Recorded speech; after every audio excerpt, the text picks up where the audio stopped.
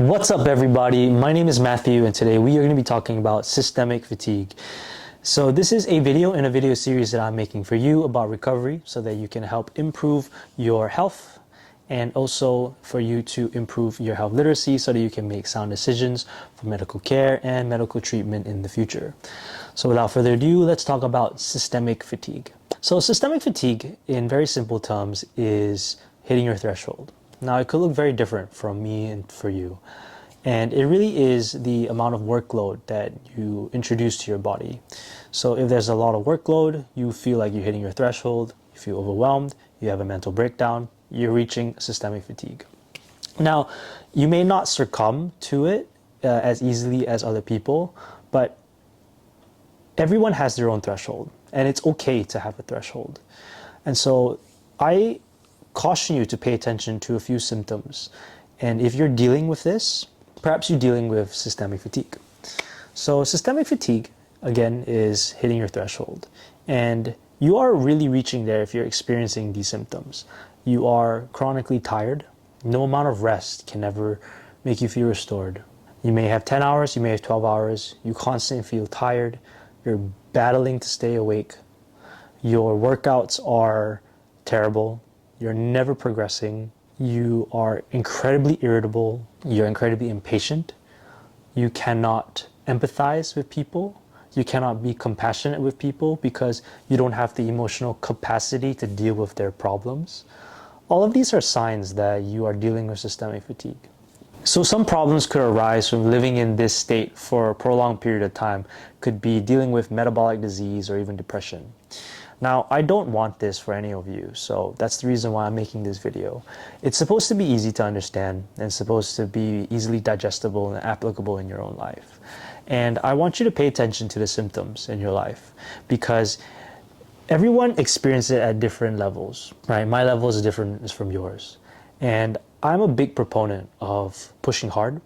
I'm a big proponent of taking on responsibilities, taking ownership of your responsibilities, and making sure that you do everything to the best of your ability. So that is working hard.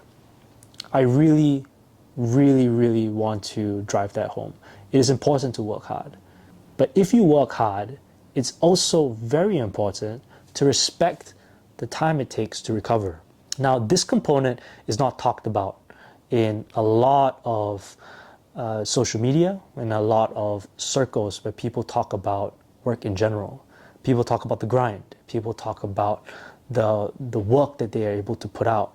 But people don't ever talk about the amount of rest they need to take, the amount of time they need to take off, the amount of vacation they need for their sanity. So this is all incredibly important because over here in this channel, we are big proponents of balance. And it's important to me, and I suggest you pay attention to your own life because it can be very beneficial for you if you just practice some balance in your own life as well. Now, when you are dealing with systemic fatigue, you are dealing with high levels of cortisol. And cortisol is basically a stress hormone that you have in your body that is introduced to it. When you are introducing a stress, you have high levels of cortisol. And if you are introduced to a small amount of stress, that cortisol is a adaptation that you get from the stressor, and so that you can overcome it, and then you can slowly try to increase your capacity over time.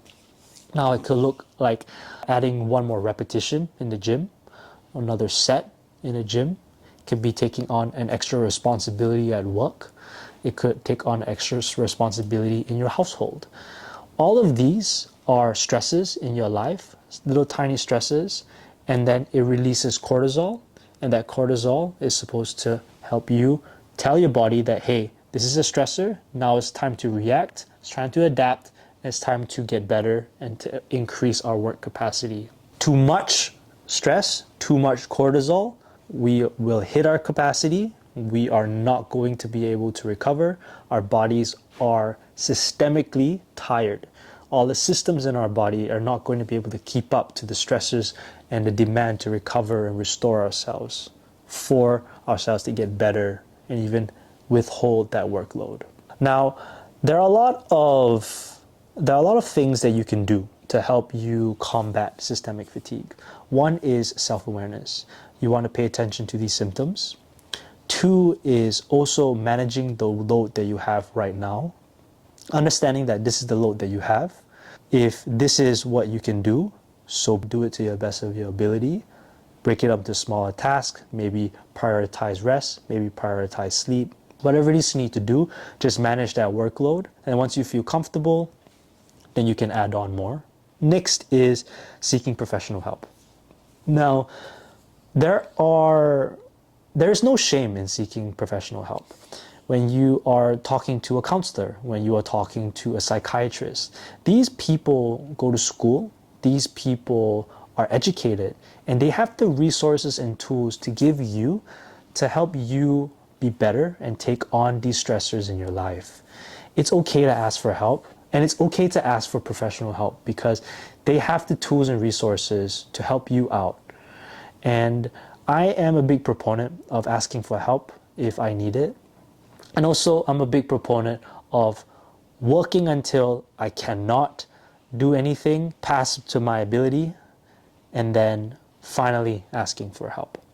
So you got to figure out which one is you. You got to figure out a good balance between the two. But at the end of the day, it's all about working hard and it's all about respecting recovery. If you manage those, you will manage your systemic fatigue.